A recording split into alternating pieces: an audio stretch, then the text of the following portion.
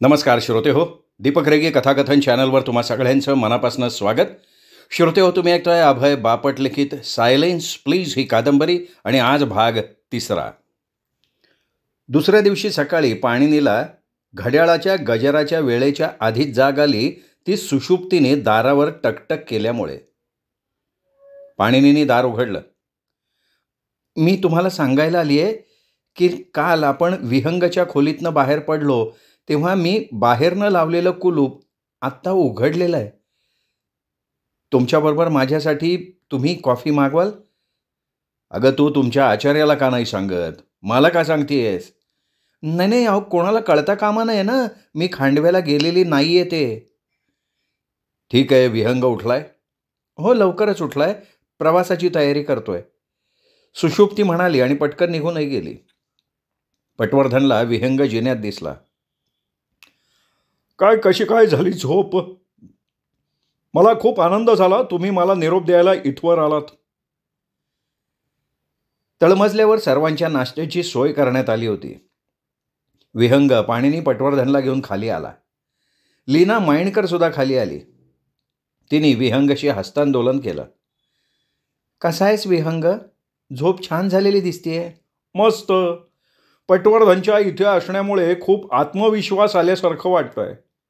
याआधीच पटवर्धनशी सल्लामसलत करायला हवी होती, म्हणजे गोष्टी या थराला गेल्याच नसत्या असं माझं मत आहे, विहंग म्हणाला. पाणिनी पटवर्धननी स्मित केलं. त्या दोघांचा नाश्ता होईपर्यंत त्यांनी जरा वेळकाढूपणा केला आणि नंतर एका कपात सुषुप्तीसाठी कॉफी भरून घेतली आणि विहंग आणि माइंडकर त्यांच्या खोलीत गेल्यावर पटकन तो सुषुप्तीच्या खोलीत गेला. तुला कॉफीत साखर आणि दूध किती लागतं मला माहीत नाही, मी आपला अंदाजानं आणलाय. सुषुप्तीनं एक घोट घेतला आणि म्हणाली, अप्रतिम. कॉफी पिऊन झाल्यावर पाणिनी तिच्या खोलीतनं बाहेर आला. नेमका स्वयंपाकी समोर आला. तुमची कप अशी कुठे हो? मला गोळा करायची आहेत रिकाम्या प्लेटी आणि कप. हे बघ, आम्ही खाली बसलो होतो तिथेच कुठेतरी असेल. मी वरच्या मजल्यावरची पेंटिंग्स बघायला आलो होतो, पाणिनी म्हणाला.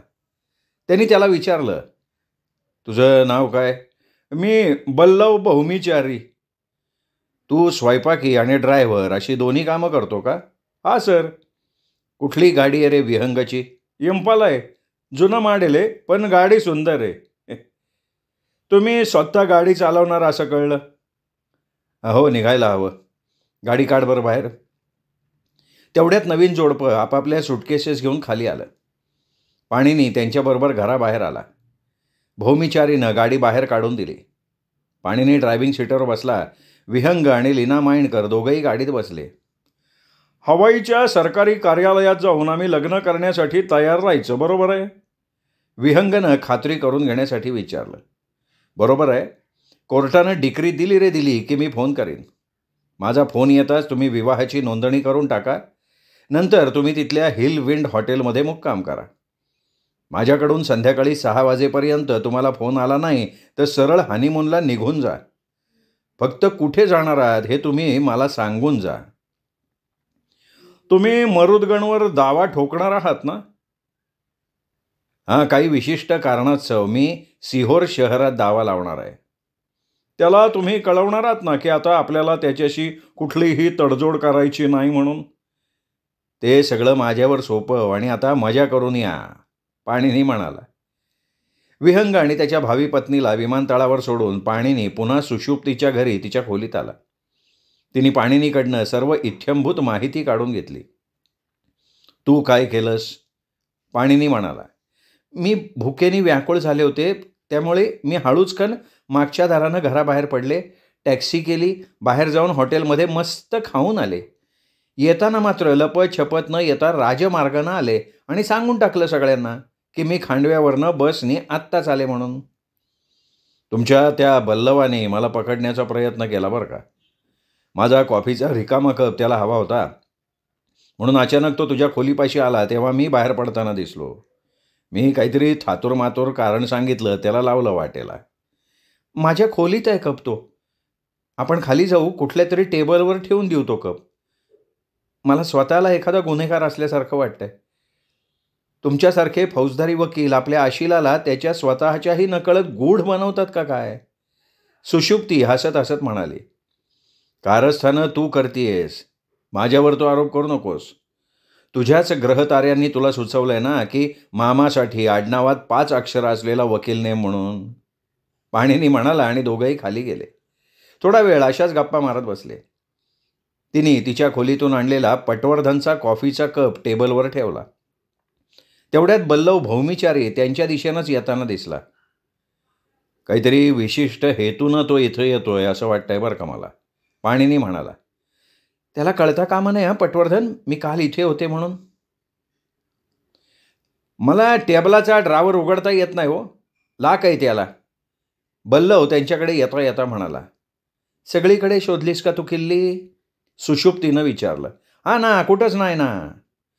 उजव्या बाजूला पितळ्याच्या बाऊलमध्ये बघितलीस का? नाही, त्या जागी नाही बघितलं मी. चला बघूया. पाणिनीकडे अर्थपूर्ण नजरेनं बघत सुषुप्ती म्हणाली आणि उठली. पाणिनी पण तिच्या मागून उठून चालायला लागला. बल्लवही चालायला लागला. खरंच लॉक लागलंय की, ती उद्गारली. किल्ली तर ड्रॉवरमध्येच ठेवलेली असते, कोणीतरी चुकून दुसरीकडे ठेवलेली दिसतीये. तिने इकडे तिकडे शोधायचा अभिनय करत एका ठिकाणी ठेवलेली किल्ली काढली, पण बल्लवकडे न देता स्वतः ड्रॉवर उघडला. आज ज्या ठिकाणी सुरी चमचे ठेवलेला कप्पा होता त्यात सगळं व्यवस्थित होतं, पण एक सुरीची जागा रिकामी होती. घाबरून तिने पाणिनी पटवर्धनकडे बघितलं. तुला काय हवं होतं बल्लव ड्रॉवरमधलं? काय नाही, किरकोळ बारीक सारीक वस्तू आणि प्लेटी. आपला नाश्ता कधी तयार होईल? आपल्याला डॉक्टर खेरना उठवावं लागेल, पाणिनी म्हणाला. नाही, ठराविक वेळ नशी नाही आहे नाश्त्याला. प्रत्येकजण जसा जसा उठेल तसा त्याच्यापुरता नाश्ता करून देतो बल्लव. नाही तरीसुद्धा आपण वर जाऊ, डॉक्टरांना उठवू. त्याच्या वाक्यातला आग्रह तिला आधी लक्षात नाही आला. पाणिनीला काय सुचवायचं होतं ते लक्षात आल्यावरती म्हणाली, हो बरोबर आहे, आपल्याला उठवायला हवं त्यांना. दोघं वरच्या मजल्यावर गेले. माझ्या आधी लक्षात नाही आला, तुम्ही सारखं असं का म्हणताय? तुम्हाला वर यायचं निमित्त हवं होतं. तुम्हाला मामाच्या खोलीत बघायचं असेल ना? हां, तपासणी केलेली बरी. मलाही समजत नाही आहे ते नाहीसं कसं झालंय. तुम्हाला काय शक्यता वाटते की? तू काल रात्री ड्रॉवरला कुलूप लावलंस तेव्हा सुरी होती की नाही हे तपासलं होतंस का नाही? नाही हो, म्हणजे मला वाटलं असणार ना, तिथे असेलच सुरी. ठीक आहे, काय दिसतंय आत बघू. जिना चढताना ती झपाट्यानं पाणिनीच्या पुढे जाऊन दारात उभी राहिली. मला भीती वाटते हो, आत काय बघायला मिळणार आहे याची. खोली आवरली असेल ना घरातल्या नोकरांनी? नाही, 9च्या आत नाही आवरत. पाणिनीने दार उघडलं. ती आत जाताना भिवून त्याच्या मागेच राहिली. आत कुठे प्रेत वगैरे काही दिसत नाही आहे. पाणिनी इकडे तिकडे बघत म्हणाला. अहो, असं बोलून घाबरू नका हो, मला खंबीर व्हायचं आहे. तुम्ही उशीखाली बघा पटवर्धन. मागच्या वेळी मामानं उशीखाली ठेवलेली सापडली होती ती सुरी मला. माझा काही धीर होत नाही आहे बघायला. पाणिनी पटवर्धननं उशी वर केली. खाली एक मोठी काळ्या रंगाच्या मुठीची सुरी होती आणि त्या सुरीच्या पात्याला भयानक लालसर सुकलेले डाग होते. पाणिनीनं दचकून उशी खाली फेकली. सुषुप्ती एकदम किंचाळायला लागणार तोच पाणिनीनं तिच्या तोंडावर हात ठेवला. ओरडून उपयोग नाहीये, ओरडू नकोस. त्यापेक्षा शांत राहून आपण कुठल्या परिस्थितीत सापडलोय याचा अंदाज घ्यायला हवाय. पण अहो, रक्त लागलंय त्याला, ती दबलेल्या आवाजात म्हणाली. पाणिनीनं बाहेर पॅसेजमध्ये डोकवून अंदाज घेतला. डॉक्टरांच्या खोलीपाशी आला, दार ठोठावलं. आतून कडी काढल्याचा आवाज आला. दाढी करताना गालाला साबण लावलेल्या अवस्थेत डॉक्टर बाहेर आले. अरे, मगाशी नाश्त्याच्या वासानं मी उठलो बरं का. तुम्ही आला नसतात बोलवायला तरी मी येणार होतो. नाही, आम्ही त्यासाठी नाही वाजवलं दार. तुम्ही तोंड धुवा आणि लगेच विहंगाच्या खोलीत या डॉक्टर, पाणिनी म्हणाला. पाणिनी त्यांना विहंगाच्या खोलीत घेऊन गेला. डॉक्टरांनी उशी खाली ठेवलेली सुरी बघितली. मरुद्गण असणार हा. काल रात्री विहंग मामा झोपला तेव्हा त्याच्या मनात त्याचाच विचार असणार. त्यामुळं मामानं झोपेत ही सुरी घेऊन मरुद्गणच्या खोलीत प्रवेश केला नसेल ना हो? सुषुप्तीनं शंका व्यक्त केली. आपण त्याच्या खोलीत जाऊन बघू, पाणिनी म्हणाला आणि ते तिघे मरुद्गणच्या खोलीकडे निघाले. त्याचं दार ठोठावणार तोच सुषुप्ती म्हणाली, "अरे सॉरी, ही नाही बरं का त्याची खोली." हां, म्हणजे ही खोली आधी त्याचीच होती, पण काल रात्री ना आयत्या वेळी त्यांनी आणि वदनराजेंनी म्हणजे विहंग मामाच्या सावत्र भावाने परस्परांच्या खोल्या बदलून घेतल्या काल. ती दुसऱ्या खोलीकडे वळली. हळुवार दार वाजवलं.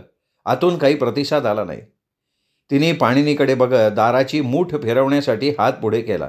"थांब थांब थांब जरा, मी बघतो काय करायचे ते." पाणिनी म्हणाला आणि दार उघडलं. आत कॉटवर कोणीतरी पडलं होतं हालचाल न करता. "डॉक्टर, कशालाही स्पर्श करू नका."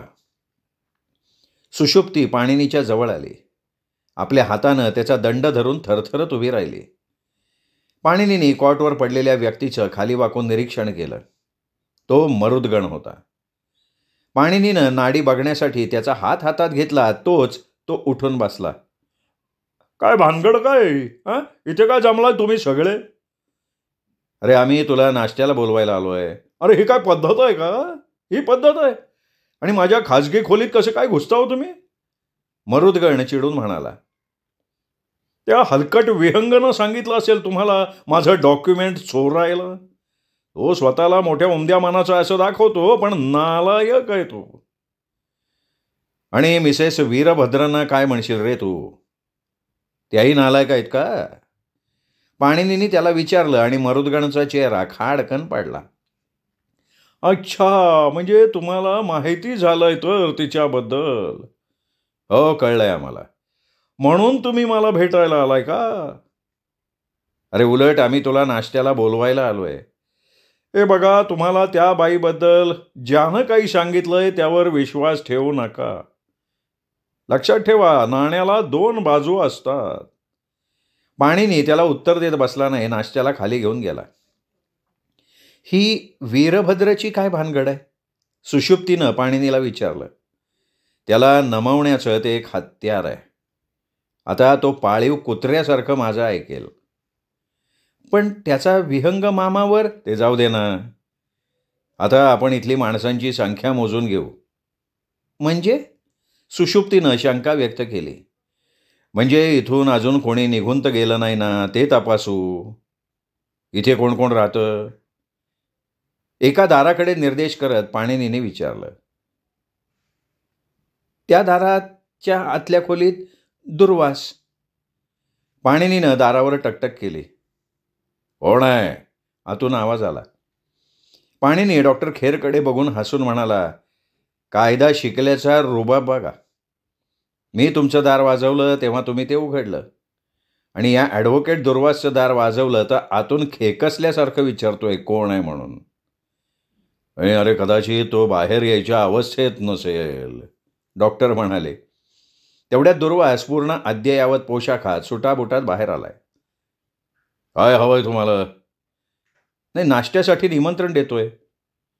"डॉक्टर खेरनं हा काय नवीन डाव टाकलाय का काय?" त्यांनी कडवटपणे विचारलं. "तसं समजा हवं तर." पाणिनी म्हणाला आणि दारापासून दूर झाला. सुषुप्तीही लांब जाऊन पुढच्या दारापुढे उभी राहिली. ती ज्या दारासमोर होती त्याकडे निर्देश करून दुर्वासनं विचारलं, "त्या खोलीत वदन म्हणजे विहंगाचा सावत्र भाऊ झोपायचा का?" "हो, काल रात्रीपर्यंत मरुद्गण झोपायचा. नंतर मरुद्गण आणि त्यांनी खोल्या बदलून घेतल्या." "ठीक आहे, वदनला बोलूयात आता." दुर्वास म्हणाला आणि त्यांनी दार वाजवलं. आतून उत्तर नाही आलं. पाणिनी पण गोंधळून गेला. त्यांनीही जोरात दार वाजवलं. आतून उत्तर आलंच नाही. त्यांनी दाराची मूठ फिरवली. दार उघडलं. आत नजर टाकली. दारात उभा राहून इतरांची वाट अडवून तो उभा राहिला. "त्या मुलीला बाजूला न्या डॉक्टर." पाणिनी म्हणाला. मरुद्गण पायजामा आणि स्लीपर घालून तिथे आला. तोही दारातनं डोकून बघायला लागला. काय काय काय झालंय? काय झालंय?" दुर्वास पुढे घुसायचा प्रयत्न करत म्हणाला. "हे बघा, मला समजलं पाहिजे काय भानगड आहे ती." "सुषुप्ती, तू बाहेर ये बरं आधी." डॉक्टर म्हणाले. सुषुप्ती रुमालाला डोळे पुसत बाहेर पडली. "मरुद्गण, तू बघितलंयस त्याने काय केलंय ते. या सगळ्याच्या मुळाशी जायचंय मला. हो," दुर्वास म्हणाला. पाणिनीने त्याच्यापेक्षा आवाज वाढवून डॉक्टरांना हाक मारली. डॉक्टर, तुम्ही ताबडतोब आत या. मला इथे गरज आहे तुमची. आणि 2 साक्षीदारसुद्धा हवेत मला. या दोघांनी इतरांना या प्रकरणात अडकू नये म्हणून. माझ्या अशिलाच्या वतीनं मी धिक्कार करतोय पटवर्धनांच्या या आरोपाचा. अरे बाप रे, याचा खून झालाय की. डॉक्टर खेरने कॉटजवळ येऊन रक्ताच्या डागाकडे नजर टाकली. अर्धवट उघड्या असलेल्या डोळ्याकडे बघितलं. आपला हात गळ्याला लावला. पटवर्धन, हे पोलिसांचं काम आहे. सर्वांनी तातडीने खोलीच्या बाहेर जा. कशालाही हात लावू नका. इथे पोलिसांना बोलवून घेणार आहे मी. पाणिनी पटवर्धन जोरात ओरडून म्हणाला. ते तुम्हाला स्वतःला सुद्धा लागू होतं बरं का, दुर्वास म्हणाला. अर्थात, पाणिनीने त्याला उत्तर दिलं. तर मग स्वतः आधी बाहेर जा. आम्हाला एखाद्या कुत्र्याला हाकलून दिल्याप्रमाणे वागणूक देऊ नका. मला समजत नाही, आम्हा सगळ्यांना आज्ञा देण्याचा अधिकार कोणी दिलाय तुम्हाला? सगळ्या परिस्थितीचा ताबा तुम्ही स्वतः का घेताय? हे बघा, मी सगळ्यांना उद्देशून सूचना दिली आहे. तुम्हाला बाहेर जायचं नसेल तर थांबा आतच. मी पोलीस आले की त्यांना सांगेन की तुम्ही आतच थांबला होतात म्हणून तुमच्या जबाबदारीवर. पाणिनी म्हणाला. दुर्वासनं मरुदगणचा हात धरला. म्हणे, तातडीनं बाहेर जाऊया. पटवर्धन आपल्याला अडकवायचा प्रयत्न करतोय या खुनात. कोणाचा तरी खून झालाय हे त्यांना माहिती होतं. त्यांना वाटत होतं की माझा खून झालाय म्हणून, मरुदगण म्हणाला. तू बाहेर हो रे, आधी बाहेर हो. मला काही गोष्टी माहिती आहेत, पण मी त्या पोलिसांना सांगणार आहे. मी म्हणतो तातडीनं बोलवा की पोलिसांना. तू माझ्यापेक्षा वेगळं काही म्हणत नाही आहेस, पाणिनी म्हणाला आणि फोन हातात घेऊन म्हणाला. हॅलो, पोलीस चौकी. इथे विहंग खोपकर नावाच्या माणसाच्या घरात एक खून झालाय. पोलिसांना त्यांनी घराचा पत्ता दिला आणि तो म्हणाला, हो, तुम्ही आलात की मी सविस्तर बोलीन. मी आत्ता खोली बंद करून घेतोय आणि शक्य झाल्यास, म्हणजे खोलीच्या कुलपाची किल्ली मिळाल्यास, मी कुलूप पण लावून घेतोय. तुझं अशील तो विहंग, त्याच्या मनात खून करायचा विचार घोळत असेल आधीपासूनच, तर त्यासाठी त्यांनी अत्यंत चतुराईनं वातावरण निर्माण केलं आहे बरं का. सगळे बाहेर पडल्यावर कोणी जवळपास नाही याची खात्री करून डॉक्टर पाणिनीला म्हणाले. कशावरून म्हणताय डॉक्टर तुम्ही? हाताला कंप सुटल्याचा त्यांनी केलेला अभिनय. हे बघा डॉक्टर, तुम्हाला तुमच्या सकाळच्या अपॉइंटमेंट चुकवायच्या नसतील तर तुम्ही जाऊ शकता. इथे तुमची गरज नाही आहे. माझी गाडी घेऊन जा हवं तर. श्रोते हो, हा होता भाग 3. भाग 4 उद्या. तोपर्यंत नमस्कार मित्र.